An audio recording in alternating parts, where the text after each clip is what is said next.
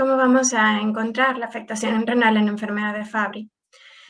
Como bien les han ido contando, el defecto se da principalmente por acúmulo de GB3 a nivel de las células.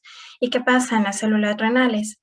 El depósito de GB3 es inversamente proporcional al déficit de alfa-galactosidasa e inversamente a la función renal. Mientras más depósito de GB3, peor es la función renal, y mientras más depósito de GB3, más daño existe a nivel renal. Y aquí tenemos que establecer una línea temporal, como esta que nos han contado en Star Wars, ¿no? En enfermedad de Fabry podemos encontrarnos en cualquier punto de la afectación renal y generalmente no está directamente proporcional, con lo cual una vez que encontremos un síntoma que nos haga pensar en enfermedad de Fabry, tenemos que ir a buscar cuál ha sido la patología a nivel renal. Y esto se ha debido a que la estructura renal es una estructura muy compleja, que tiene muchas estructuras que pueden lesionarse, y esta lesión no es generalmente uniforme. En enfermedad de Fabry, principalmente la lesión se da a nivel del glomérulo renal, y dentro del glomérulo podemos encontrar principalmente a nivel del podocito. ¿Por qué? Porque el podocito es una célula que se regenera más lentamente, y al estar más tiempo en contacto con el flujo sanguíneo que tiene la globotriacilceramida, es una estructura que se presenta con más daño. ¿Y cómo vamos a encontrar? Si ampliamos el glomérulo, tenemos que el principal sitio donde se produce la lesión es en el podocito, y el podocito es una estructura que tiene como pequeños pedicelos, como pequeños pies que se entrelazan y actúan como si fuera un colador. Y si este colador se lesiona, permite que pasen ciertas sustancias que habitualmente no deberían pasar. Y una de esas sustancias por excelencia es la proteína. Podemos encontrar, cuando hay lesión del podocito, proteinuria. Pero ¿qué pasa si esta lesión se da más a nivel del mesangio, donde se encuentra en contacto con el endotelio? Se lesiona la pared endotelial y esto permite que pasen células, que pasen glóbulos rojos, y encontraríamos hematuria. Si hay una lesión a nivel de toda la estructura, se producen quistes en el seno renal. Pero ¿qué pasa si vamos más allá? Tenemos en la estructura renal los túbulos. El túbulo distal es un túbulo encargado principalmente de la reabsorción de agua, con lo cual si no reabsorbe agua, orina mucho, se deshidrata y va a haber poliuria y polidipsia. También podemos encontrar pérdida de proteínas tubulares, principalmente en la beta-2 microglobulina. Y si esta lesión se da a nivel del túbulo proximal, cuya función es absorber ciertas sustancias como la glucosa, el fosfato, el magnesio, el calcio, todas estas sustancias van a eliminarse en orina y de esta manera van a bajar a nivel sanguíneo, con lo cual podemos encontrarnos ante un síndrome de Fanconi. Todas estas lesiones, si van progresando, van a producir insuficiencia renal crónica, y en insuficiencia renal crónica una de las principales manifestaciones suele ser la presencia de hipertensión arterial. Volvemos a la línea temporal. Me gusta mucho esta imagen de Camila Tondel, en donde podemos observar cómo se va depositando GB3 a lo largo del tiempo, y este GB3 va reemplazando la estructura normal, va a producir lesión, inflamación, esclerosis glomerular y finalmente pérdida de la función del riñón. Y a nivel de la sintomatología, ¿qué podemos encontrar? Ya se ha visto en algunos estudios en donde hay depósitos incluso a nivel de la vía intrauterina, pero esto, claro, es algo imposible de demostrar habitualmente. Cuando ya comienza a crecer esa persona, que generalmente suelen ser varones los más característicos, podemos comenzar a encontrar la poliuria y la polidipsia, porque a nivel del túbulo distal suele ser una de las primeras lesiones que encontramos. Si buscáramos, encontraríamos podocituria, que suele ser mucho antes que la microhematuria o que la microalbuminuria. Y conforme pasa el tiempo y la lesión se va estableciendo, se presenta la proteinuria, que, como les decía, es el síntoma característico. Conforme va progresando la enfermedad, tenemos pérdida de la función renal, llegamos a la insuficiencia renal crónica, la insuficiencia renal terminal, y finalmente nuestros pacientes terminan requiriendo una terapia renal sustitutiva.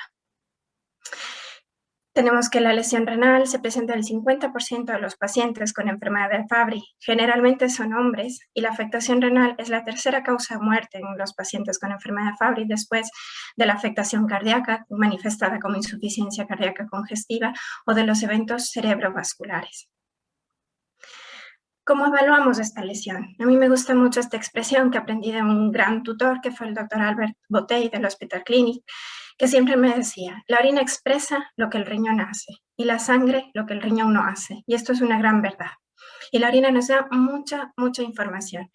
Desde el aspecto macroscópico, como vemos aquí, la proteinuria suele manifestarse con orinas muy espumosas. Si tenemos pérdida de hematíes, vamos a encontrar hematuria, y esta puede ir desde una hematuria microscópica no visible hasta una franca hematuria. La tira reactiva es algo tan sencillo, pero que nos da una información muy valiosa, en donde podemos ya evidenciar proteinuria, albuminuria, hematuria, ¿sí? Y a nivel microscópico podemos observar en los hematíes células de descamación, también podemos encontrar células epiteliales con inclusiones lipídicas u otras células muy características, como es el caso de la cruz de Malta. ¿Sí? Que la cruz de Malta no es específica de enfermedad de Fabry, sino más bien de la presencia de lípidos, de lipiduria. ¿Sí?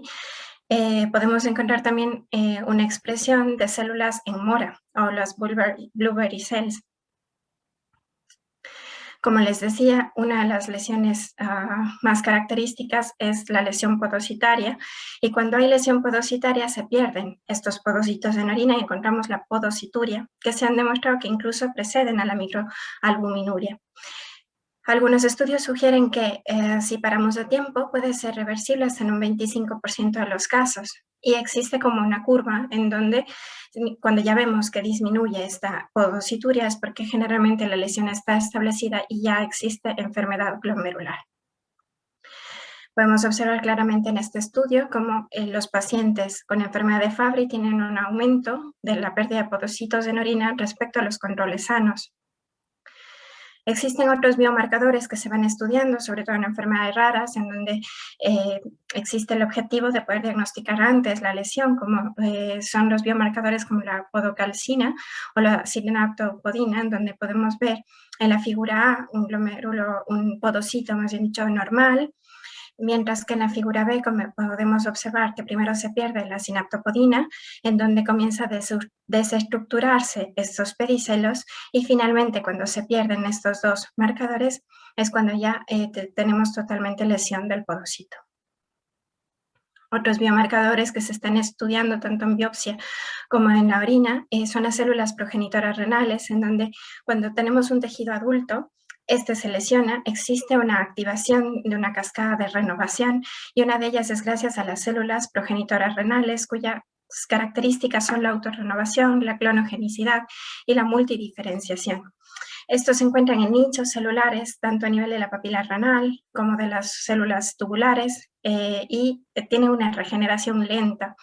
Gracias a que tienen marcadores específicos como el CD133 o el CD24, podemos determinarlas en las células tanto en orina como en biopsia renal. Y esto hemos podido nosotros mismos confirmar en un estudio que llevamos durante años siguiendo a nuestros pacientes con enfermedad de Fabry, en donde podemos observar cómo en el control sano no se evidencian células progenitoras que estarían presentes a nivel del cuadrante superior derecho, mientras que en un paciente que tiene una proteinuria más de 1 gramo observamos cómo hay una importante cantidad de células, y cuando ya el paciente no tiene proteinuria podemos ver que existen pero en menor cantidad. ¿Cómo evaluamos a nivel del análisis de sangre? Pues tenemos que una vez que hemos diagnosticado enfermedad de Fabry con lesión renal, debemos esperar una disminución de la tasa del filtrado glomerular aproximadamente entre 10 y 12 ml por minuto por año.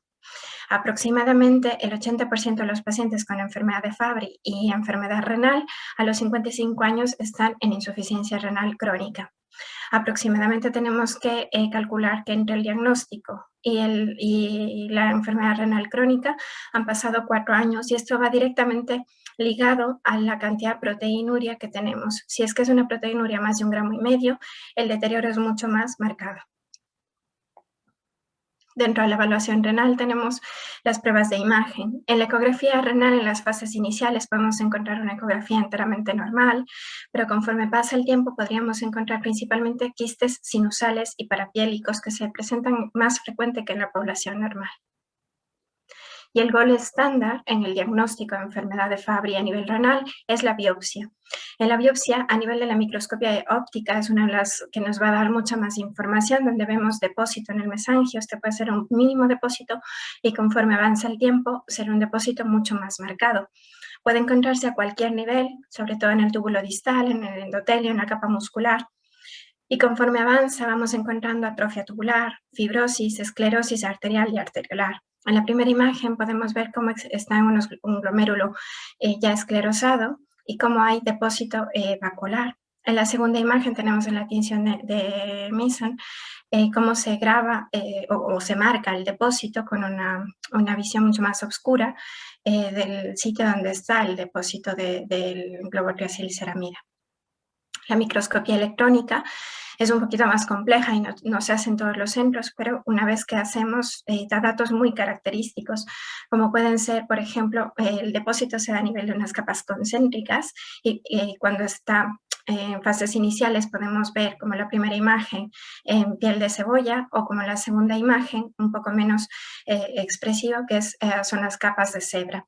Existen pocas enfermedades o entidades con las que hacer el diagnóstico diferencial. Una de ellas es si el paciente está tomando amiodarona, que nos puede dar una imagen muy característica.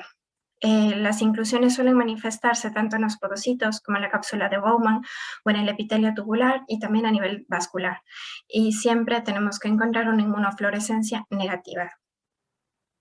Aquí podemos ver también en la primera imagen, en la tinción de Mason, la vacuolización de las células epiteliales en los túbulos. Estos son los túbulos y podemos ver cómo existen vacuolas lipídicas, ¿no? Y lo mismo encontramos a nivel arteriolar, que existen vacuolas y además un engrosamiento, porque hay inflamación y engrosamiento y fibrosis intimal. La enfermedad de Fabry, como les decía, la evolución es que suele aparecer la proteinuria, la enfermedad renal progresiva y finalmente terminan requiriendo una terapia renal sustitutiva. En el registro europeo vemos que cada año inician tratamiento renal sustitutivo entre 4 y 13 pacientes con enfermedad de Fabry. No existe un tratamiento renal sustitutivo específico, pueden usarse cualquiera de los tres, como la hemodiálisis, la diálisis peritoneal o el trasplante.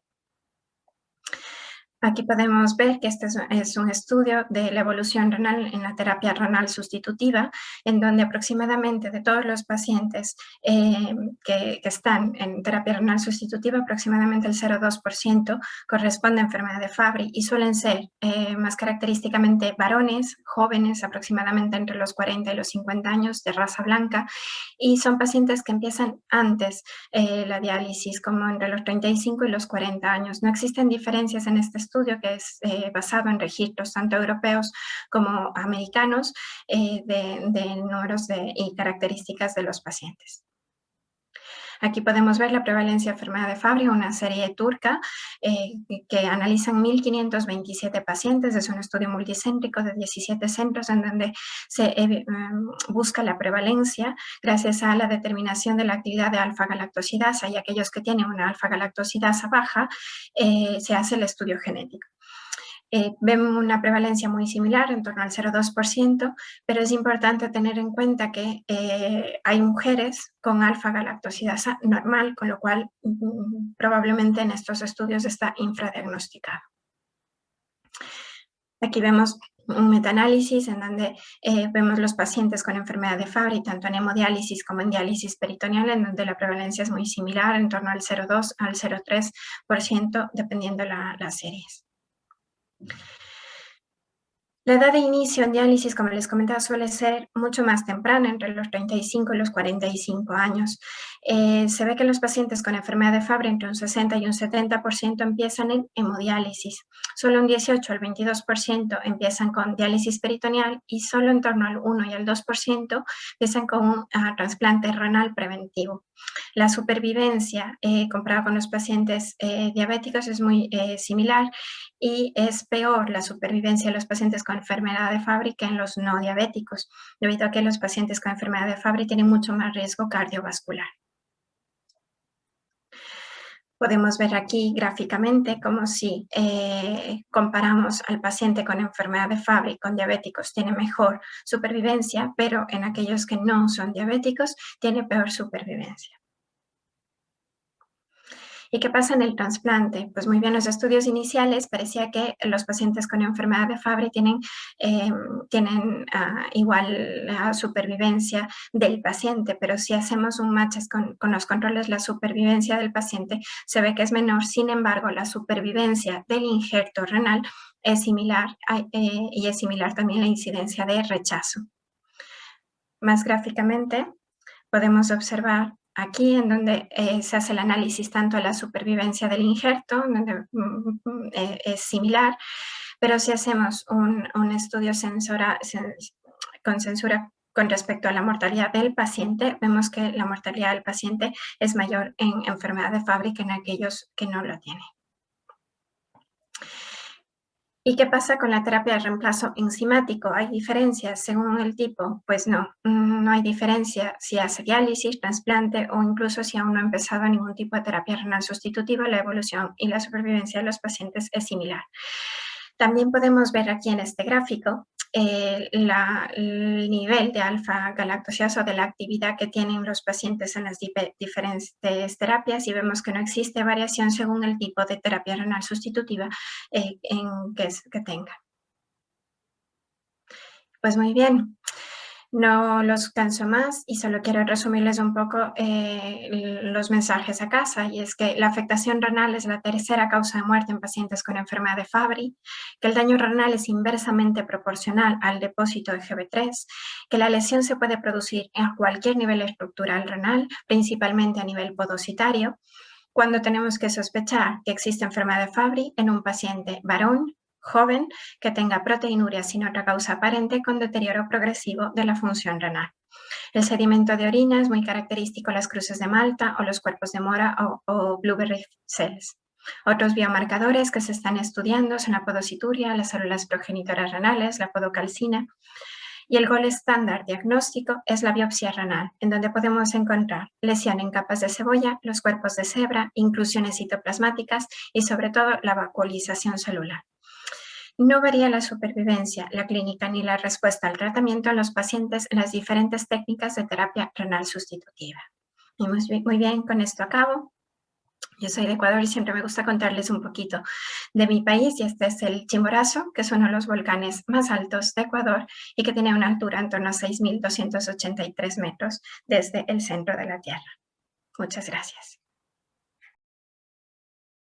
Buenas tardes, soy la doctora Ana García Álvarez, cardióloga y responsable de la unidad de miocardiopatías familiares, y actualmente soy la jefa de servicio de cardiología aquí en el Hospital Clínic. Y os hablaré de la afectación cardíaca en la enfermedad de Fabry que debemos valorar. Como todos sabéis, la enfermedad de Fabry es consecuencia de una mutación del gen que codifica para la enzima alfa-galactosidasa A, que provoca el depósito de glicosfingolípidos en el corazón, al igual que en otros tejidos. Y por tanto, el corazón puede afectarse de una forma significativa. En cuanto a la fisiopatología, es sencilla y se deriva del depósito de glicoesfingolípidos en las diferentes estructuras que componen el corazón.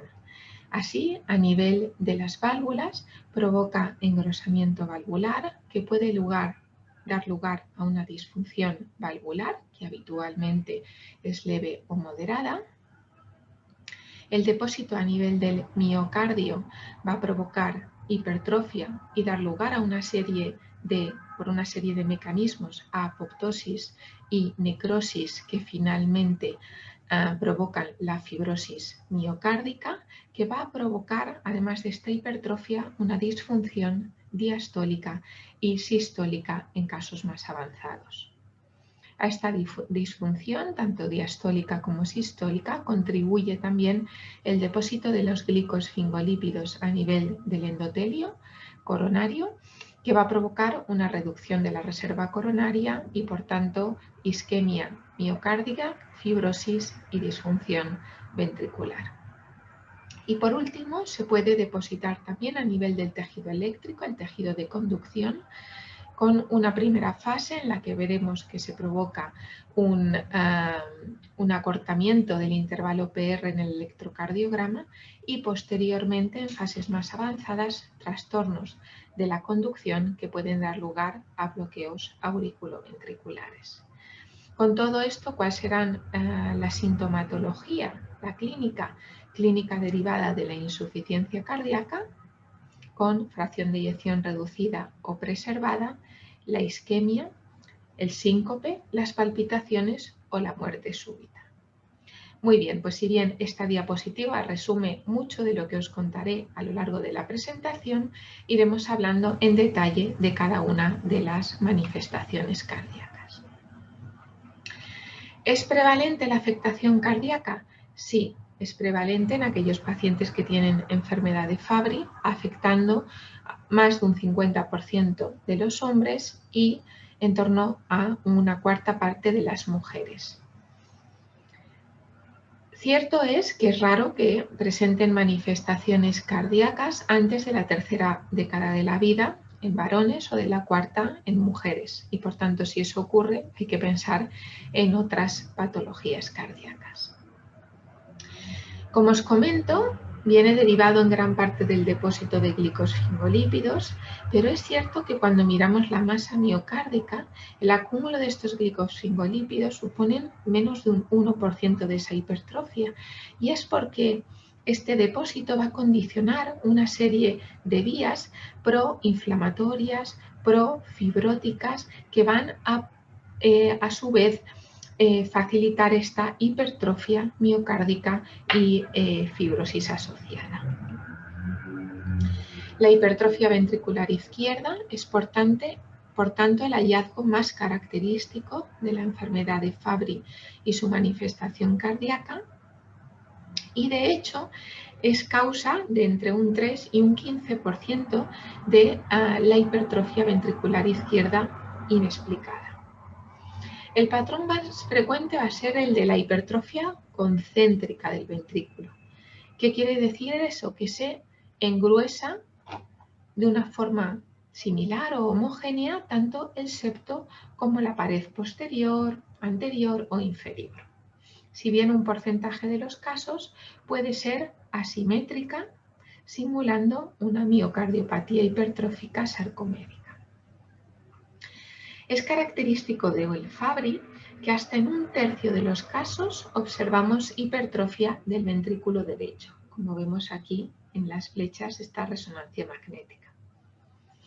La obstrucción del tracto de salida del ventrículo izquierdo es rara, a diferencia de la miocardiopatía hipertrófica sarcomédica.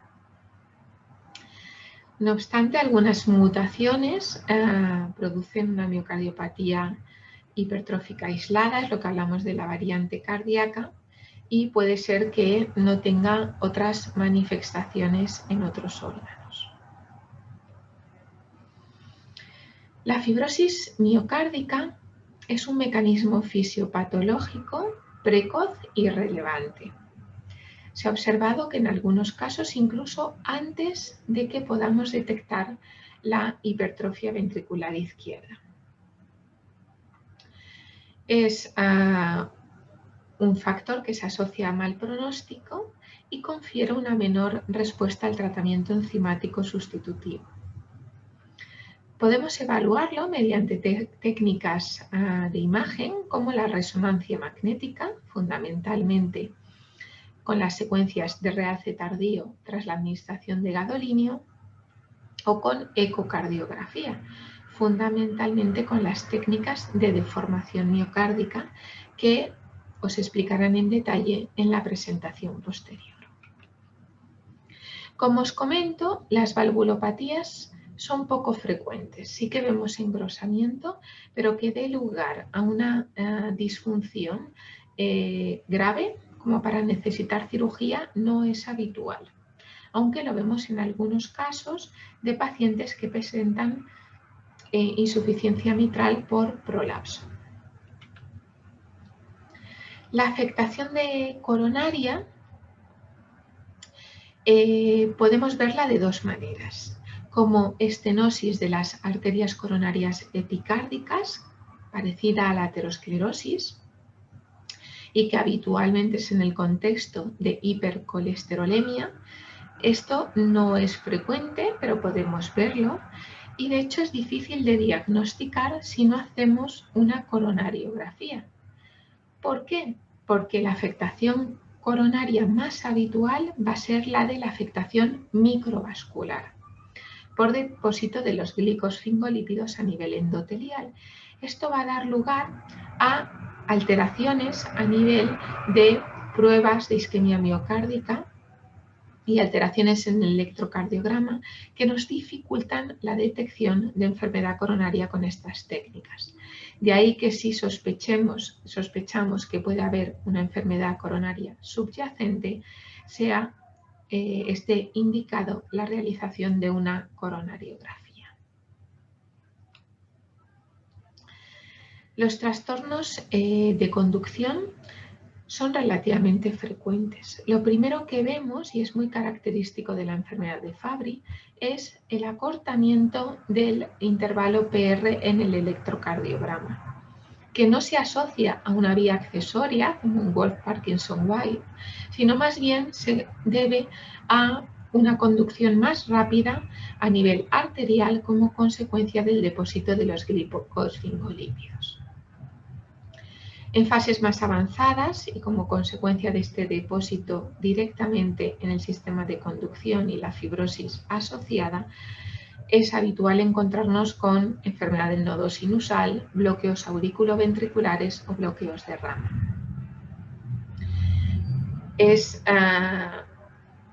La incidencia de necesidad de un implante de marcapasos es en torno a un 1-2% anual.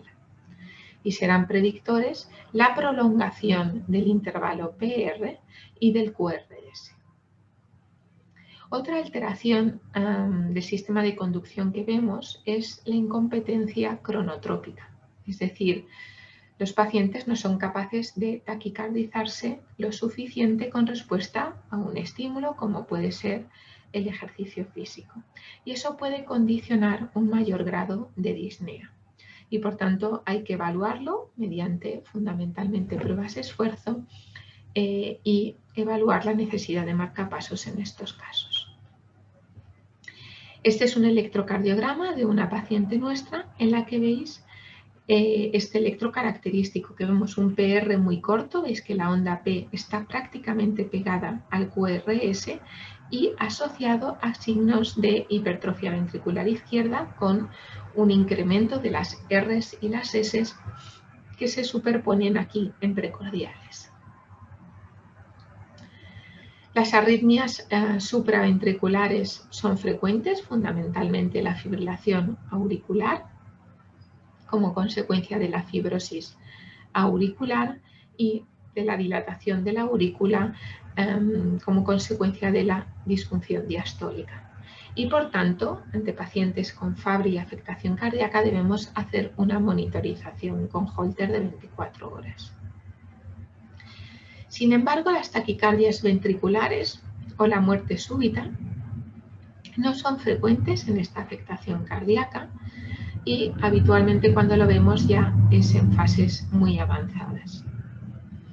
Debemos evitar la amiodarona porque puede interferir en el metabolismo lisosomal y los criterios de implante del desfibrilador no son, digamos, claros, pero obviamente debe implantarse en prevención secundaria ante un episodio de muerte súbita recuperada o ante episodios de taquicardia ventricular que provocan síncope o una inestabilidad hemodinámica. La insuficiencia cardíaca, como os comento, Puede ser tanto con fracción de eyección preservada, la más frecuente en este caso, como reducida. Para la preservada tenemos pocas herramientas terapéuticas, fundamentalmente diuréticos, y para la reducida, pues el arsenal que utilizamos en otras causas de disfunción sistólica. La biopsia endomiocárdica la utilizamos con poca frecuencia, solo en casos dudosos en cuanto a la etiología, aquellos con actividad borderline de la enzima alfa-galactosidasa A o mutaciones que son variantes de significado incierto. ¿Qué protocolo usamos? Pues fundamentalmente en pacientes que tienen afectación cardíaca los vemos cada 6 meses habitualmente, con electrocardiograma al menos anual, una ecocardiografía cada 2 años si son menores de 35 años o anualmente mayores de 35, el Holter si hay clínica o si estamos en una cardiopatía avanzada y tenemos sospecha de que puedan hacer paroxismos de fibrilación auricular. La coronariografía, como os comentaba, si hay clínica de angina, y la resonancia es muy interesante para diagnosticar la afectación precoz, puesto que hemos visto que muchas veces lo vemos allí antes que mediante ecocardiografía, y a partir de entonces cada 3 o 5 años. En cuanto al tratamiento cardiológico, como os comentaba, diuréticos para la clínica de insuficiencia cardíaca, antagonistas ARA2, beta bloqueantes para el tratamiento de la disfunción sistólica. Cuidado con los beta bloqueantes y los calcioantagonistas porque son pacientes que tienen una predisposición a alteraciones de la conducción. Estatinas si tienen dislipemia asociada, antiagregantes si tienen afectación coronaria y anticoagulación si tienen fibrilación auricular. Marcapasos si tienen alteración de la conducción, el desfibrilador o incluso en casos seleccionados el trasplante cardíaco. Y por supuesto, en cuanto diagnosticamos afectación cardíaca debemos plantearnos el tratamiento específico, ya sea con tratamiento sustitutivo, enzimático o con las chaperonas en las variantes específicas para las cuales está aprobada.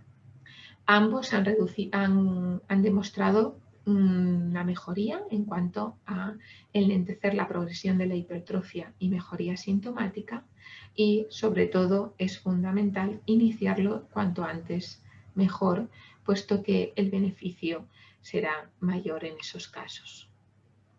Como os comento, ante afectación cardíaca, aunque sea leve y determinada por técnicas muy específicas como puede ser la deformación miocárdica o la resonancia magnética, ya deberíamos plantearnos el inicio del tratamiento específico.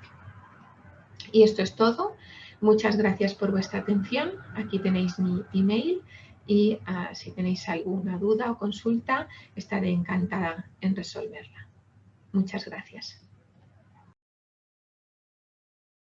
Buenos días, soy la doctora Prat del Hospital Clínic de Barcelona, especialista en imagen cardíaca, y voy a hablar del papel de la imagen cardíaca en la enfermedad de Fabry. ¿Cómo nos ayuda la imagen cardíaca? Nos permite el estudio de la hipertrofia ventricular de estos pacientes, de determinar la función sistólica y diastólica y ver si estos pacientes tienen fibrosis. ¿Y qué técnicas utilizamos? Para empezar, la ecocardiografía 2D, que sería la técnica de elección, con técnicas también de Doppler y de deformación miocárdica. Sabemos que la ecocardiografía es una técnica no invasiva, inocua, barata y que nos permite este estudio funcional y morfológico. Pero recientemente, en los últimos años, la resonancia magnética cardíaca ha jugado un papel en el estudio de estos pacientes, porque también nos permite un buen estudio de la hipertrofia ventricular, con la determinación de la función biventricular y consecuencias de realce cardíaco y mapas T1 de fibrosis miocárdica. Recordar que la hipertrofia ventricular izquierda en pacientes de Fabry normalmente tiene un fenotipo de que es concéntrica, es la más prevalente, que sería esta imagen de aquí, que hay un tanto por ciento pequeño de estos pacientes que pueden tener una hipertrofia septal asimétrica.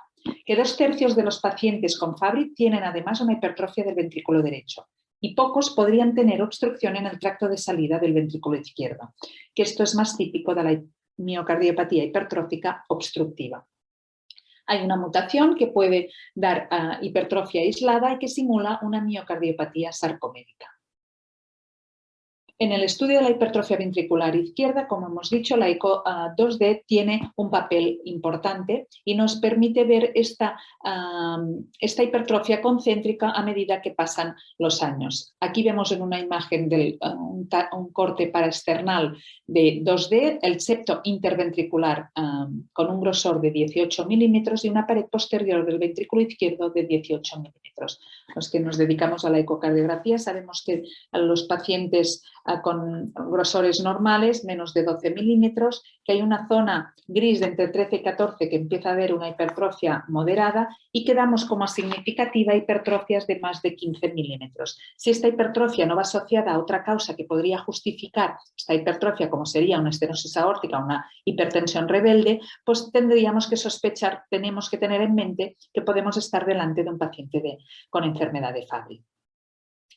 Además, los pacientes con enfermedad de Fabry tienen un signo bastante específico que sería la hipertrofia de los músculos papilares. En un eje corto, en una secuencia 2D, en un plano de eje corto paraesternal, vemos a nivel medio ventricular estos dos músculos papilares que si tenemos el ojo acostumbrado veremos que está hipertrofiado, aparte de la hipertrofia concéntrica de este ventrículo. Así que recordar este signo en nuestros pacientes de Fabry.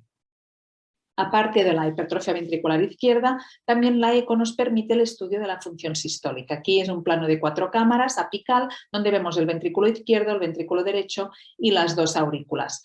En este ejemplo vemos que la función sistólica está conservada, es decir, la expulsión de la sangre a través de la válvula aórtica es normal. No voy a decir mucho de la afectación valvular, que también nos permite la imagen cardíaca, el estudio de la afectación valvular, porque normalmente lo que vemos es un engrosamiento de estas válvulas con una afectación normalmente de insuficiencias ligeras y como mucho moderadas. Poco probable es la afectación severa de estas válvulas. En cuanto a la hipertrofia ventricular derecha, recordar que afecta a 2/3 de los pacientes, que tiene una prevalencia similar en ambos sexos, que hay una correlación con la edad y la masa del ventrículo izquierdo, que esta hipertrofia progresa a una disfunción diastólica del ventrículo derecho y que puede explicar los signos de fallo derecho que pueden tener algunos de nuestros pacientes, aún teniendo la función ventricular izquierda preservada. Aquí es un plano a imagen parada subcostal, aquí tenemos el hígado, vemos la pared libre del ventrículo derecho, cavidad derecha, septo interventricular, cavidad izquierda. Y vemos que esta pared es de 9 milímetros cuando normalmente la pared del ventrículo derecho es menos de 5 milímetros. Continuando con el estudio de la función diastólica, que es importante en estos pacientes, utilizamos el Doppler pulsado a nivel del anillo de la velocidad del flujo transmitral. Aquí tenemos unos parámetros, unas ondas de llenado EA y con unas morfologías que van de normal, relajación retrasada, que sería con la edad, la hipertensión, y a patrones que son más típicos de los enfermos de Fabry, que sería el pseudonormal, o ya afectación más severa de la función diastólica, patrón restrictivo. Es decir, esta relajación del miocardio en estos pacientes está alterada, aumentando las presiones de llenado en el ventrículo izquierdo, y el más típico es el patrón pseudonormal. Aquí vemos un ejemplo de paciente que puede tener una alteración de la relajación en fases más precoces y podemos llegar a ver un patrón restrictivo en nuestros pacientes. Estos pacientes tienen una afectación importante de su función diastólica. La relajación de estos pacientes está muy alterada y aumento de presiones de llenado. Aparte de la función diastólica convencional, y hace unos años que tenemos el estudio de las velocidades de las fibras miocárdicas, lo que llamamos el Doppler tisular. Ponemos la muesca a nivel de la pared lateral basal y de la pared septal basal y nos da estas imágenes, estas velocidades que llamamos E' y A'. Y lo que hemos visto ya en estudios que esta afectación de la función del Doppler tisular puede ser precoz antes del desarrollo de alteraciones de la motilidad regional de estos pacientes y de los signos habituales de disfunción diastólica por ecodoppler. Es decir, puede ser un marcador sensible y específico de afectación cardíaca en nuestros pacientes. Así que es importante hacer un estudio del Doppler tisular en todos nuestros pacientes. Además, también hay técnicas un poco más avanzadas de ver cómo estas fibras cardíacas se deforman, ¿no? Que es una de las técnicas que utilizamos, es el speckle tracking, que no es más que seguir estos marcadores acústicos, estos moteados grises, con un software especializado a lo largo del ciclo cardíaco, a nivel del longitudinal, radial y circunferencial, que es cómo se mueven las fibras cardíacas. Y nos da esta imagen típica del ojo de buey, del strain, sobre todo, por ejemplo, en este caso longitudinal, de arriba abajo. Y vemos que estos pacientes lo que tienen es una afectación del strain longitudinal en un territorio concreto, que sería la cara inferolateral basal. Continuando con la resonancia magnética, sabemos que es una técnica que es el gold estándar para la función sistólica biventricular y para los volúmenes ventriculares. Aparte que nos da una imagen muy clara y nos permite un estudio de la hipertrofia ventricular en pacientes, por ejemplo, que pueden tener mala ventana acústica ecocardiográfica. Y aquí vemos un ejemplo de 4 cámaras, ventrículo izquierdo, ventrículo derecho y las 2 aurículas, las 4 cámaras. Pero otro concepto, otro parámetro que nos queremos estudiar por las técnicas de imagen es la fibrosis. ¿Por qué? Porque la fibrosis, sabemos, en órganos diana aparece en fases precoces y esto está relacionado con una menor respuesta a la terapia sustitutiva. Por tanto, a nivel miocárdico queremos saber si hay presencia o no de fibrosis para poder determinar también la gravedad o no y la respuesta a nuestro tratamiento sustitutivo. La fibrosis intersticial miocárdica, ¿a qué se debe? Bueno, se postula que puede ser por depósito endotelial de la microvasculatura, que esto va provocando isquemias repetidas hasta llegar a una zona de necrosis. O también puede ser por daño celular, es decir, el miocito, como tiene acumulación de glucosfingolípidos, hay una cascada de moléculas profibróticas que provocan el aumento de esta fibrosis intersticial. ¿Cómo la estudiamos? Podríamos hacer un estudio indirecto con ecocardiografía, con estas técnicas de deformación miocárdica, como veremos, pero la técnica gold estándar sería la resonancia magnética, como veremos con secuencias de realce con gadolinio y de secuencias de MAPAT1. En este estudio del grupo alemán lo que vieron es que en un grupo de 100 pacientes con Fabry vieron que el strain longitudinal estaba más afectado en la zona inferolateral cuando estos pacientes tenían fibrosis, se corroboraba esta fibrosis con la resonancia magnética. En cambio, pacientes sin realce tardío en esta zona, es decir, fibrosis en la zona inferolateral, tenían un strain longitudinal global normal. Pero, como hemos dicho, la fibrosis miocárdica tenemos una técnica que nos permite verla mejor, que sería las secuencias de realce tardío posgadolinio con resonancia magnética. ¿Y qué tenemos que saber de esta fibrosis? Pues que se localiza en el mesocardio, es decir, intramiocárdica o en el epicardio y en segmentos inferolaterales basales.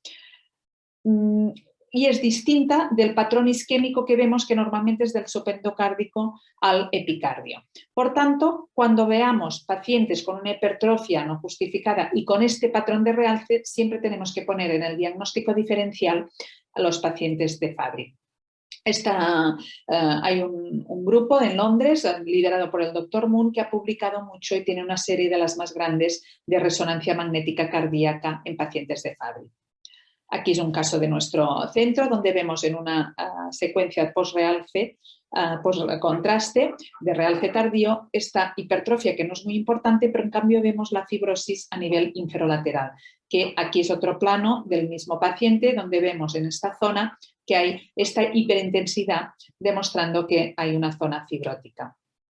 Solo decir, pero que aunque la más típica y más frecuente es esta fibrosis, hay algún caso de pacientes que simulan una miocardiopatía hipertrófica sarcomérica, como he dicho al principio, que pueden tener también un patrón típico de estos pacientes. Así que, aún así, esta es una serie de pacientes todos diagnosticados de Fabry, que si a mí me enseñan la imagen B, ¿no?, y la F, pues yo, primer diagnóstico diferencial, no sé nada más del paciente, digo que es una miocardiopatía hipertrófica sarcomérica con fibrosis importante. Así que un poquito a la gente que nos dedicamos a la imagen, de tener siempre la enfermedad de Fabry en mente.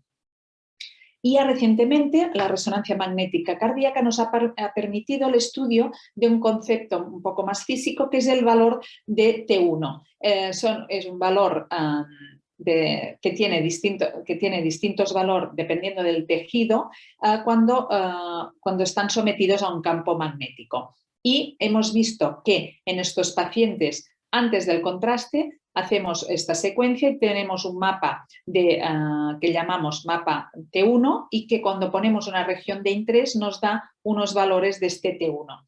¿Qué hemos visto en estos pacientes? Que estos valores son menores que la población normal o que una población, por ejemplo, con amiloide, que tienen valores superiores a la población normal. Por tanto, nos permite distinguir un poco de qué patología estamos hablando cuando tenemos, por ejemplo, una hipertrofia ventricular. ¿Por qué? Porque el valor nativo de la grasa, de los lípidos, es menor que, por ejemplo, de otro tejido. Por tanto, cuando hay una acumulación de estos glucosfingolípidos, el T1 nativo de nuestros pacientes con Fabry es menor. Hay otro concepto que no voy a entrar mucho, pero que tenemos que conocer y que nos suene, que es el volumen extracelular, que esto es a partir de los mapas nativos y post-contraste, nos permite ver si hay un aumento de este volumen extracelular debido a fibrosis intersticial. En nuestros pacientes de Fabry, el BEC, el volumen extracelular, está conservado con T1 nativos disminuidos. En cambio, si estamos valorando una hipertrofia ventricular con BEC elevado y T1 nativo elevado, seguramente estamos delante de una amiloide cardíaca. Por tanto, estos nuevos parámetros nos pueden ayudar a diferenciar, hacer un diagnóstico diferencial delante de un paciente con hipertrofia ventricular no explicada. Y este grupo que les he comentado de Londres, liderado por el Dr. Moon, ya ha publicado muchos trabajos y en lo que vieron es que el valor T1 disminuido antes de ver una hipertrofia ventricular izquierda se asocia a cambios precoces en la función diastólica y sistólica valorada por ecocardiografía. Y aquí un ejemplo rapidito de nuestro centro donde ya les mostré que había la fibrosis y cuando hacemos el mapa T1 vemos que la zona sin realce tiene un mapa T1 disminuido y la fibrosis por C aumenta el valor de mapa T1 nativo. Para concluir, decir que la hipertrofia ventricular izquierda es estudiada por ecocardiografía 2D, que se aconseja el estudio anual de estos pacientes con hipertrofia, que nos permite un estudio de la alteración de la función diastólica, que podemos ver una afectación precoz de deformación miocárdica en estos pacientes, que la fibrosis miocárdica en pacientes de Fabry la estudiamos con secuencias de realce tardío preferentemente y vemos que suele estar localizada inferolateral basal, que actualmente hay secuencias paramétricas de mapas T1 que nos permiten un diagnóstico precoz de estos pacientes y que una manera indirecta de determinar la fibrosis miocárdica sería ver afectación del speckle tracking o del strain en la cara inferolateral de estos pacientes por eco. Y todo esto es importante porque buscar afectación miocárdica antes de la aparición de fibrosis es para poder tener una mejor respuesta al tratamiento. Esto sería el objetivo también primordial. Y agradecerles su atención. Hola, soy Víctor Obac, neurólogo de la unidad de ictus del Hospital Clínic de Barcelona y les voy a explicar las manifestaciones cerebrales, predominantemente lo que es el ictus en la enfermedad de Fabry. Voy a compartir pantalla. Pues vamos adelante. Las manifestaciones neurológicas son principalmente neuropatías periféricas con parestesias distales, que se ve sobre todo en niños y que se puede recoger en la historia clínica como antecedente y con crisis de dolor, ¿no? Esto ya se hablará en otro apartado. Hay también bastante disfunción autonómica en la enfermedad de Fabry, la patología cerebrovascular, como hemos comentado, eventos o aparecer episodios de crisis epilépticas. Es también frecuente la afectación también del nervio acústico vestibular con hipoacusia y cuadros vertiginosos y patología neuropsiquiátrica relacionada también con este acúmulo de acúmulos a nivel del sistema nervioso central, ¿no? Cuando hablamos del ictus, el ictus no suele ser aparecer en las fases iniciales de la enfermedad, sino aparece más a partir de los 30-40 años. Es importante conocer la fisiopatología porque el acúmulo de los lípidos, digamos, en el endotelio es lo que dará más fenómenos trombóticos y en la capa media arterial es cerca de esta disfunción, como veremos, que da estos hallazgos de alteración de la arteriosis y dilatación de las arterias, ¿no? O sea, podemos ver, ¿no?, que la disfunción endotelial y el remodelado del vaso y lo que favorecería, pues, el tema de ictus y el tema de lo que veremos de estas dilataciones dolicoectasias en ejemplos iconográficos de imagen. Enfermedad de Fabry en varones, la incidencia es alta, podemos llegar incluso a ver en la mitad de los varones, aunque las series es difícil el poder, las series varían entre un 15 hasta un 45% y es algo menos incidente, menos frecuente en mujeres, ¿no? Y aparte de esta disfunción directa endotelial y muscular, como hemos visto, que altera la arteria y las arteriolas, a veces la aparición de hipertensión asociada a nefropatía pues también puede estar asociado o favorecer, digamos, que avance más esta enfermedad cerebral neurológica. Y patología cardioembólica también puede, por arritmias o lesiones valvulares, provocar también como causa directa del ictus, ¿no? Esto lo que vemos son enfermedades, en este caso de gran vaso, por cierre de estas arterias grandes, y también tiene una predisposición a afectación del territorio vertebrovascular, o sea, ictus en cerebelo, ictus en tronco cerebral, ictus en el cerebral posterior. En un paciente joven, pues bueno, nos tiene que hacer como una bandera roja, ¿no?, o una alarma, decir que, ojo, que podemos estar delante de una enfermedad de Fabry, ¿no? Y sobre todo si un debut de un ictus joven vemos que tiene mucha carga vascular no esperable para la edad del paciente, ¿vale? O sea, con todas estas características, pues nos tendría que hacer pensar que quizá hay que descartar una enfermedad de Fabry. La dilatación, la dólico-basilar, como vemos aquí, esta dilatación de la arteria, como viene marcada aquí, esto también un ictus joven, pues también nos va a hacer pensar de que quizá esto lo vemos en enfermedad de Fabry, es más fácil el poderlo ver, ¿no? Y otra curiosidad de imagen es si una resonancia como este tipo, en la cual son secuencias T1, esta hiperseñal que vemos donde marcan las flechas, que esto es la parte posterior del tálamo, el núcleo pulvinar, esta hiperseñal nos hace sospechar de que quizá también estamos delante de una enfermedad de Fabry. No lo vemos, o sea, no es es específico cuando lo vemos, aunque solo se ve en un 25% de los pacientes con Fabry, ¿no? Y otra pregunta, si le damos la vuelta, es, vale, aparte, si nosotros, los que estudiamos ictus, ¿no?, ictus de causa desconocida, en la cual se ha estudiado a pacientes jóvenes, cualquier causa habitual de ictus, cuando no encontramos causa, que esto a veces lo encontramos en un 40% de nuestros ictus, no hay una causa del ictus, ¿de acuerdo? Pues pensar si puede ser una enfermedad de Fabry, que tiene un tratamiento. Realmente se estudiaron, al principio parece que, bueno, realmente en los estudios largos como este, que hay varios, más de 5.000 pacientes en ictus entre pues, menores de 55 años con ictus isquémico o hemorrágico o AIT, ataques isquémicos transitorios, multicéntrico europeo, realmente se vio que solo un 0,5% de estos ictus de causa desconocida, si se les miraba si había la mutación para Fabry, realmente era realmente bajo.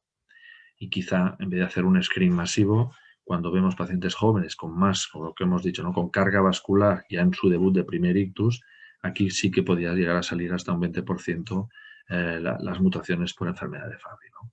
Entonces, si hemos de hacer una recomendación, sería, bueno, ictus criptogénicos sin causa desconocida con estudio completo, sí vemos mucha carga vascular, mucha carga territorio vertebral-basilar, que además podamos o no tener una córnea verticillata, para que podamos el antecedente de patología neurológica periférica, acroparestesias y neuropatía fibra fina, que si hagamos una proteinuria y sale alta, o que en el ecocardiograma ves una hipertrofia ventricular izquierda no conocida o no sin antecedente de hipertensión, sobre todo hipertensión ventricular derecha, o poder tener una resonancia que vemos este realce diferido o retrasado de mesocardio, pues bueno, quizá estos pacientes sí que serían los que habría que al menos pedirle un estudio de enfermedad de Fabry, ¿no? Y aparte de lo que hemos hablado, el saber qué podemos hacer, qué tratamiento podemos hacer cuando tenemos un paciente que nos debuta con un ictus. En principio, sabemos que el código ictus lo activamos para hacer un tratamiento intravenoso en las primeras 4 horas 30, pero ya se está incluso tratando pacientes con 12, 18 o más horas con contexto de imagen para ver si vemos que hay viabilidad del tejido cerebral. Entonces, aquí el problema será, ¿tiene calidad de vida suficientemente buena en el debut de ictus o estamos ya en una enfermedad de Fabry avanzada, que muchas veces pasa esto? La eficacia realmente no sabemos, no hay estudios.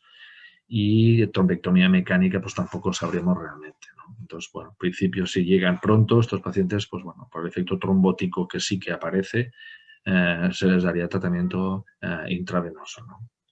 El tema de la antiagregación tampoco sabemos su eficacia y ni en prevención primaria, así que cuando ha debutado un ictus sí que damos tratamiento con antiagregación, aspirina de 100 miligramos si no hay otras contraindicaciones, y si encontramos una fuente cardioembólica clara, una fibrilación auricular, una dilatación importante, pues bueno, en este caso pues también estaría tributario a dar una anticoagulación, ¿no? Pero quizá sería importante esa parte de la enfermedad de Fabry, el controlar todos los factores de riesgo vascular que sí que podían ser modificables, como el tabaco, controlar la hipertensión, si aparece diabetes, hacer un tratamiento agresivo de colesterol con el por debajo de 70 y hacer ejercicio, ¿no? Esto es lo que podemos recomendar. Y esto sería todo. O sea, muchas gracias y ya veremos cuándo podamos hacer las preguntas. Hola a todos y a todas. Soy el doctor Jordi Casanova Moya del Hospital Clínic del Servicio de Neurología.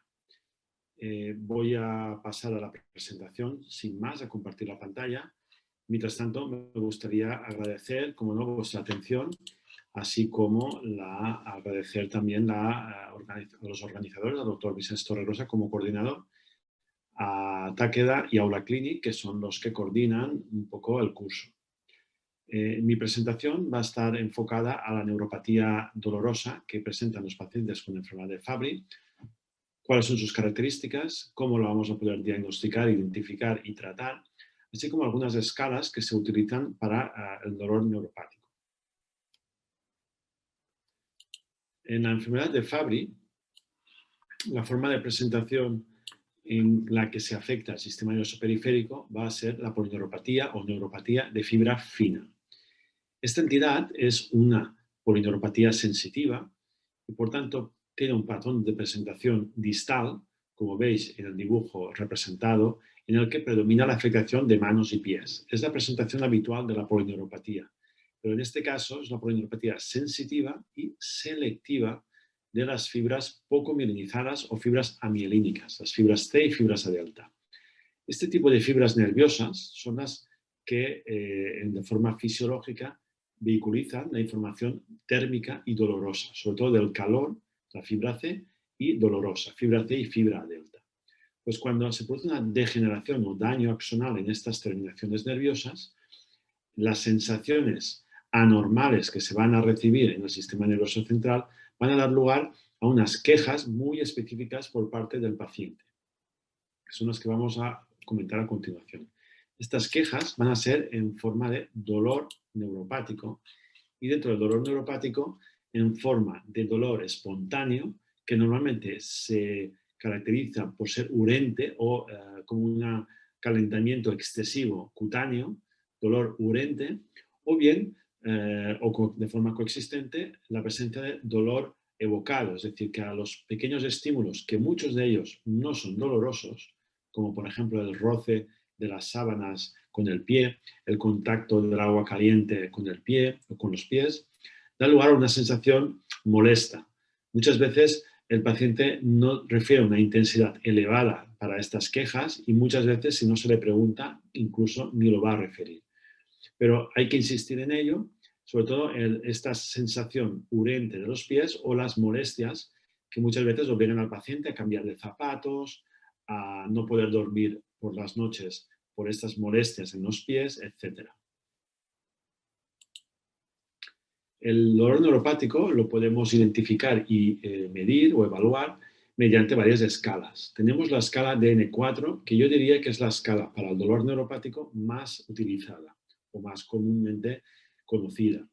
El DN4 incluye ítems clínicos, es decir, de anamnesis, y ítems que son de exploración. Por tanto, es una escala que tiene que aplicarse por parte del investigador o del examinador, en el que existen síntomas o ítems de dolor como quemazón, frío doloroso, descargas eléctricas, otros síntomas asociados a polineuropatía como el hormigueo, pinchazos, entumecimiento, picor o picazón cutáneo, pero después incluye dos apartados de exploración, como es el déficit funcional, que sería la hipoestesia al tacto o al pinchazo, y un ítem de exploración que sería el de alodinia. La alodinia es la molestia o la sensación dolorosa al contacto de un estímulo que no es doloroso. Puede ser el roce de la piel en la exploración, puede ser el roce de un algodón, de un papel en la planta del pie que genera una sensación molesta. Cuando el puntaje es mayor de 3, se considera que en este caso, en estos síntomas, existe un componente de dolor neuropático.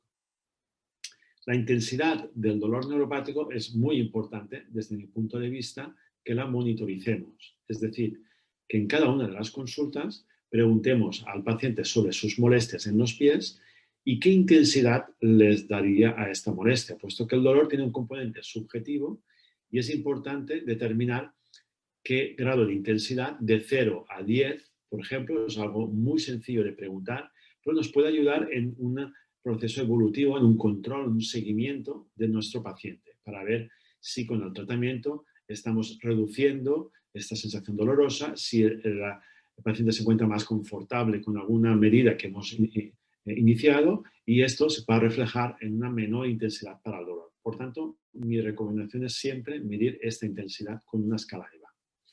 Existen centros de referencia como en Würzburg, en Alemania, que han desarrollado algunos test autoadministrados, es decir, que mientras el paciente está en la sala de espera puede ir rellenando este cuestionario.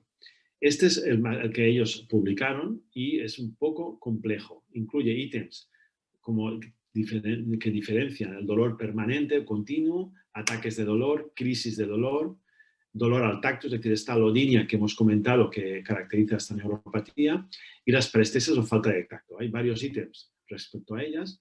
Y después un poco la evolución del dolor, qué zonas del cuerpo afectan, cómo responde a la analgesia, al tratamiento, si hay algún factor desencadenante de esos dolor y cómo este dolor repercute en la calidad de vida del paciente. Este test no está traducido en castellano, pero podría hacerse, se podría aplicar de una forma similar o bien mediante test individuales o este que intenta aglutinar un poco ítems, tanto clínicos como de respuesta a analgesia, como también de calidad de vida.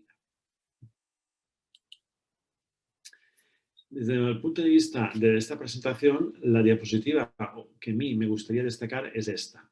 En esta he intentado resumir, en este cuadro, he intentado resumir aquellos aspectos del diagnóstico de la neuropatía de fibra fina que padecen los pacientes con enfermedad de Fabry y que serviría de guía para, por ejemplo, vosotros, cuando ante un paciente con enfermedad de Fabry se presente estos síntomas y esta sospecha de dolor neuropático, ¿qué podemos o qué tendríamos que solicitar?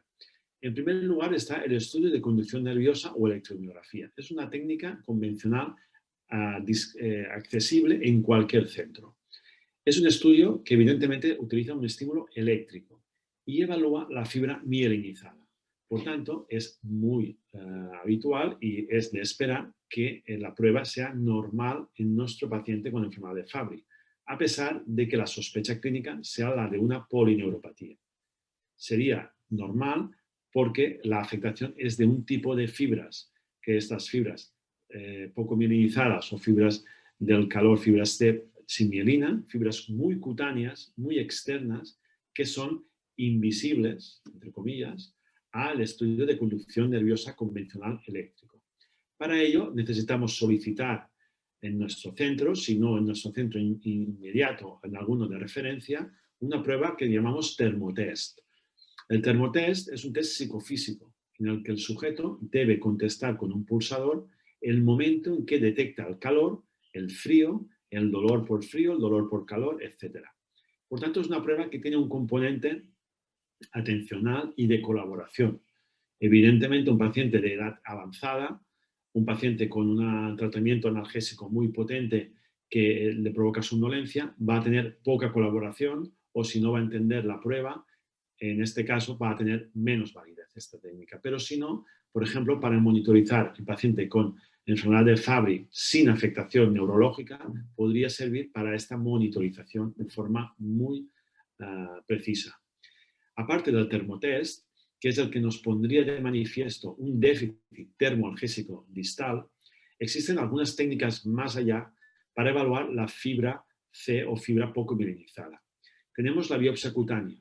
Es una técnica en centros de referencia en el cual permite, mediante un punch muy pequeño a nivel del tobillo, identificar las terminaciones nerviosas, de manera que se realiza un contaje. Este contaje de fibras nerviosas cutáneas está estandarizado y tiene unos valores de normalidad en esta localización, distal a la pierna, en el tobillo, cerca del tobillo, 10 centímetros por arriba del tobillo. Este valor se encontraría disminuido o incluso ausencia de fibras en el paciente con polineuropatía de fibra pequeña, como en el caso de la enfermedad de Fabry. Aparte, existe la posibilidad de una valoración respecto al sistema nervioso autónomo, sobre todo de la sudoración. Las glándulas del sudor, palmares y plantares, pierden parte de su inervación y esto lo podemos evaluar mediante técnicas que cuantifiquen la sudoración cutánea. Es verdad que existen técnicas muy precisas que requieren de un equipamiento no accesible en la mayoría de los centros, pero existe, por ejemplo, este registro que tenéis en pantalla de respuesta sudomotora cutánea que se realiza mediante el mismo equipo de electromiografía. Y es una técnica sencilla que sí que podemos registrar fácilmente y que nos podría servir para monitorizar a los pacientes, como por ejemplo hacemos en la polineuropatía familiar amiloidótica, en el cual en la monitorización de la respuesta sudomotora plantar de forma anual permite identificar cambios iniciales o precoces en este tipo de polineuropatías.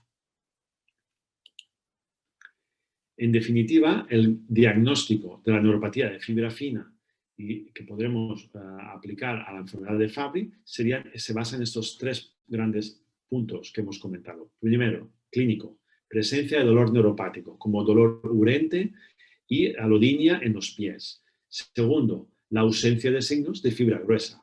El estudio de conducción nerviosa convencional suele ser normal, los reflejos pueden estar presentes, la sensación vibratoria puede estar presente. Y en tercer lugar, una técnica, al menos una técnica específica para evaluar la fibra fina, que en este caso es la prueba que saldría alterada, sea funcional o sea estructural, como la histológica, pero nos permitiría confirmar el diagnóstico de neuropatía de fibra fina. En los pacientes con enfermedad de Fabry se han reportado varios trabajos en este sentido. Por ejemplo, el grupo de Würzburg publicó una gran serie de pacientes con enfermedad de Fabry en los cuales hay una hipoestesia distal en los pies al frío y al calor. Como veis en estos gráficos de la izquierda, el umbral al frío y el umbral del calor, que es este CDT o WDT, son dos desviaciones de estándares por debajo de los controles y son estadísticamente significativos. Por tanto, hay un déficit distal en estas sensaciones. Pero con la curiosidad y la relevancia que son los pacientes precisamente con enfermedad de Fabry masculinos con mayor fracaso renal los que tienen este déficit termoalgésico. Por tanto, no solamente nos mide una lesión del sistema nervioso periférico, sino que también esta lesión puede estar en relación a la gravedad o la graduación o el desarrollo de la enfermedad de Fabry. Y, exacto, no olvidar el dolor urente para preguntar a los pacientes con enfermedad de Fabry. Y tampoco los síntomas de sudoración. Este otro trabajo publicó un déficit de inervación cutánea en los pacientes con enfermedad de Fabry. Mediante biopsias cutáneas se mira la inervación de las glándulas del sudor y se ve que los pacientes con hipohidrosis o anhidrosis tienen una pérdida importante de estas fibras sensitivas. Por tanto, debemos preguntar sobre cambios autonómicos, sobre todo en la sudoración, y muchas veces el síntoma no va a ser la hipohidrosis palmoplantar, sino la hiperhidrosis axial. Es decir, la pérdida de la sudoración palmoplantar obliga a nuestro cuerpo a compensar esta falta de sudoración distal con una hipersudoración axial y por tanto el paciente se queja de sudoración excesiva en la cara, en la frente, axilas, pecho, espalda, que trataría de compensar este déficit distal. En último lugar, me gustaría dar dos palabras del tratamiento que hacemos del dolor neuropático. Es un abordaje general, es decir, no exclusivo del paciente con enfermedad de Fabry, pero que muchas veces puede ser importante abordar aparte del tratamiento específico de la enfermedad. En este abordaje utilizamos, como sabéis, fármacos antiepilépticos y fármacos antidepresivos como primer abordaje, sobre todo los fármacos antiepilépticos. El motivo es que estas fibras que han degenerado a nivel terminal en los axones cutáneos, las remanentes más proximales quedan hiperactivos y esta hiperactividad es la que intentamos reducir con los antiepilépticos. Normalmente antiepilépticos contra el canal de calcio como la pregabalina o la gabapentina que reducen la entrada a nivel espinal, medular de esta señal aferente excesiva o en algunos casos cuando vemos que el tratamiento es resistente o refractario podemos añadir en este tercer escalón otros como los antiepilépticos anticanal de sodio, como la oxcarbazepina, que también podría en algún caso ayudar o contribuir a la mejora sintomática del paciente con dolor neuropático. No olvidar en el segundo escalón los antidepresivos, pero no todos. Tenemos la amitriptilina, que en este caso de la enfermedad de Fabry estaría poco indicado por el efecto anticolinérgico, pero sí la duloxetina y la venlafaxina. La duloxetina es un fármaco que tiene su indicación en la polineuropatía, por tanto diabética, y tiene por tanto su aplicación de uso rutinario y una utilidad y una eficacia. Es un fármaco seguro que se utiliza en una única dosis al día generalmente y con pocos efectos adversos. Como tratamiento complementario, pues ya nos vamos, según la intensidad del dolor, a la utilización de opioides. En algunos casos puede ser necesario utilizar una dosis de tramadol o tapentadol nocturna para favorecer el descanso del paciente. O, en último lugar, algunos tratamientos que están por venir o que estamos en ello, como son la bixotrigina, que es un nuevo antiepiléptico que está en ensayo clínico en este momento y que es posible que el año que viene, 2022, tengamos ya la indicación en las polineuropatías, al menos en las diabéticas, como tratamiento sintomático, y la ciconitida, que es una toxina a partir del caracol marino, es un tratamiento muy específico que se utiliza en la clínica del dolor por vía intratecal, pero que también está dando muy buenos resultados en aquellos pacientes que realmente lo necesiten. No olvidar el ejercicio físico, recomendar siempre un ejercicio regular que ayuda a que estas sensaciones se reduzcan por el hecho de mantener un movimiento, por el hecho de distracción respecto a las sensaciones mientras uno tiene una actividad y además ayuda a mantener la estabilidad del paciente en cuanto a la neuropatía sensitiva, mejorar su equilibrio y mantener un grado de trofismo adecuado en los pies. Y finalmente, dar las gracias por vuestra atención, recordar que la afectación del sistema nervioso periférico en la enfermedad de Fabry es en forma de fibra fina, por tanto, afectación termoalgésica, y a recordar el dolor urente de los pies, distal, en reposo, como síntoma guía y principal. No olvidar preguntar aspectos respecto a la sudoración. Que se necesitan técnicas específicas para poner de manifiesto este déficit, esta lesión o esta neuropatía de fibra fina necesita una evaluación neurofisiológica muy concreta en base a temperatura, estímulo doloroso o sudoración. Y finalmente, la biopsia cutánea es también una técnica más invasiva, pero aceptable, que a nivel distal, a nivel del maleolo de la pierna, del pie, nos permite evaluar las fibras cutáneas, la inervación cutánea. Y esto es un parámetro que puede ser muy útil en la monitorización del paciente, respuesta al tratamiento, y en evaluar el grado de daño que se produce al ser una técnica cuantitativa. Y creo que con ello hemos dado un repaso a esta patología. Quedo a vuestra disposición para cualquier duda, bien sea a mi correo electrónico o a través del turno de preguntas. Muchas gracias a todos por vuestra atención. Buenas tardes a todos y ya prácticamente acabando toda esta serie de charlas grabadas, vamos a hablar del tratamiento también de una manera somera, dejando tiempo claramente a la mesa redonda en la cual tendremos hora y media para responder a todas las dudas, a todas las preguntas y planteárnoslas nosotros también. En cuanto al tratamiento, antes de tratar habría que decidir a quién tratar. ¿Y a quién vamos a tratar? Bueno, pues se han establecido diferentes criterios, pero en realidad deberíamos tratar a los pacientes que tengan algo de afectación. Y como algo de afectación podemos hablar de microalbuminuria y por supuesto ya proteinuria o alteraciones del filtrado glomerular, que tengan una mínima hipertrofia cardíaca o arritmias, que tengan depósitos al sistema nervioso central o hayan tenido un accidente vascular cerebral o pérdida de audición, que tengan dolor neuropático, aunque se pueda controlar con medicación para el dolor, y que tengan trastornos gastrointestinales, es decir, que tengan cierta sintomatología.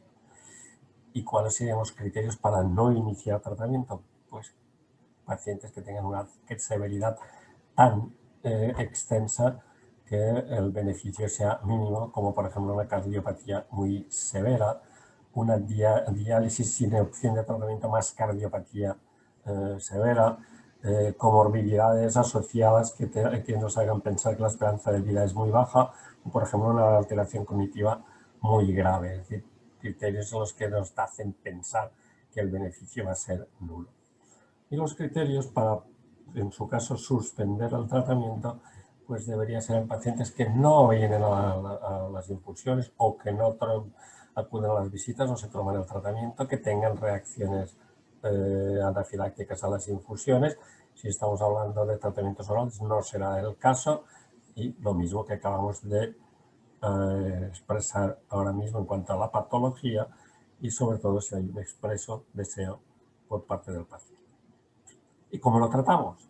Bueno, pues podemos tratarlo tratándole la sintomatología o sobre todo con las terapias de patología específica, es decir, reemplazar el enzima por reparar el enzima.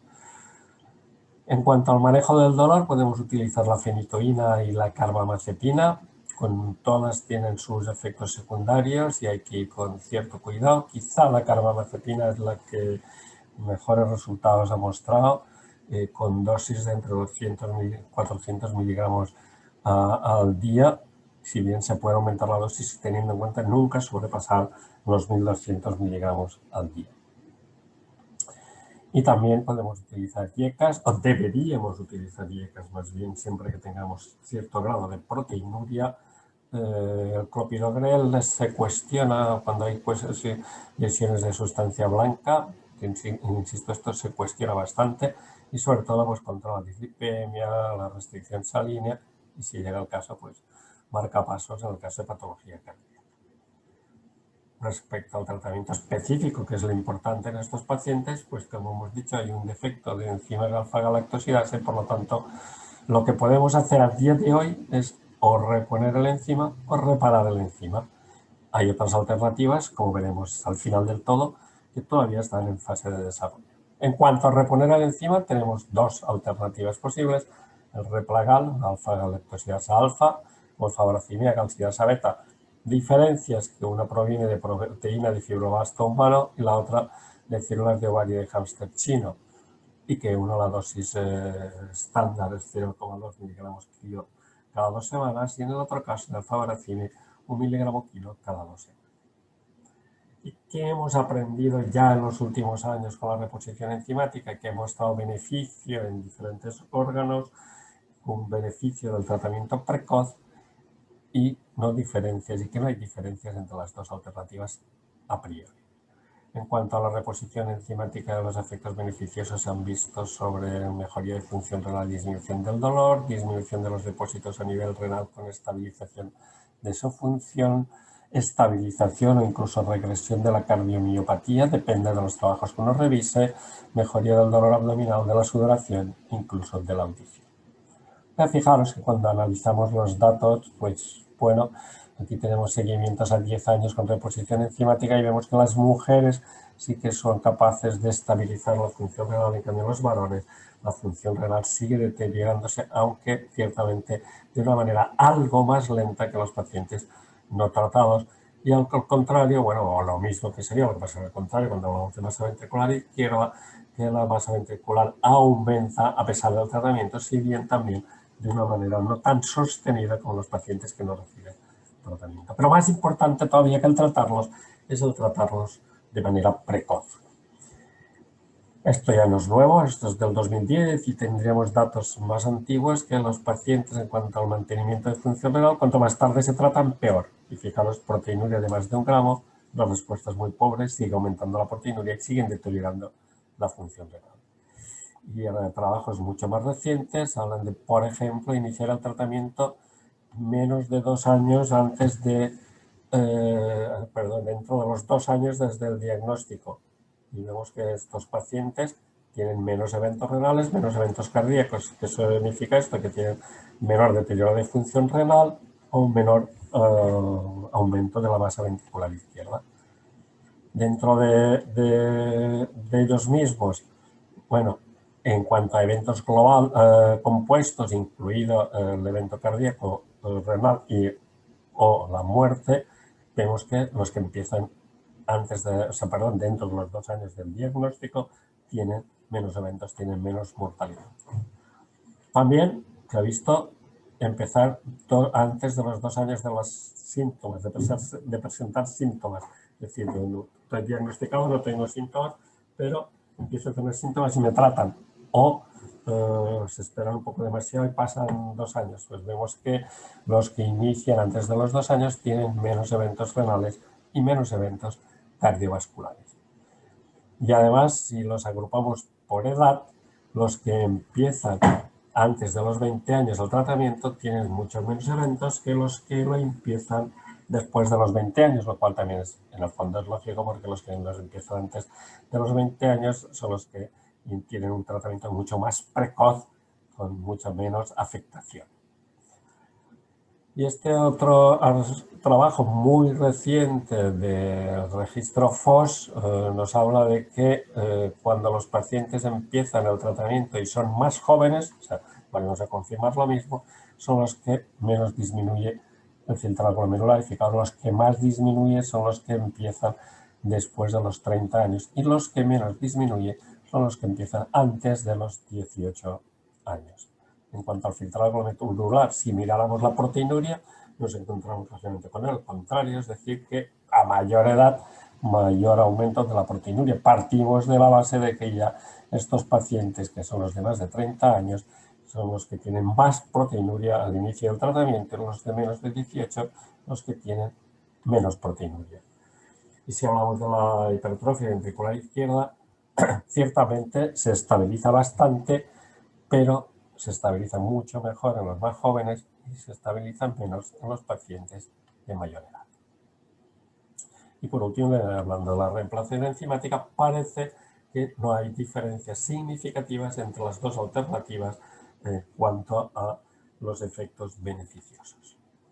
Esto es una revisión de la Cochrane, que de hecho es la última que hay y que todo sigue apuntando por ahí. La otra opción que tenemos es reparar el enzima, es decir, podemos reponerlo, podemos repararlo. ¿Cómo lo podemos reparar?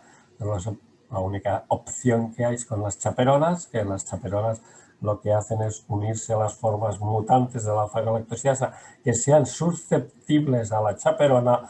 Esto le permite que atraviese el aparato de Golgi y que en 2 días estén dentro de los lisosomas y pueda con esta enzima reparado, restaurado, empezar a limpiar el acúmulo de GB3 del lisosoma. Es decir, en el fondo lo que hace es restaurar la actividad enzimática. Ahora bien, la restaura siempre que haya un cierto grado de actividad enzimática y para mutaciones susceptibles, que son mutaciones normalmente missense, de poca severidad y que tampoco siempre es tan fácil saber cuál es y cuál no es la susceptible.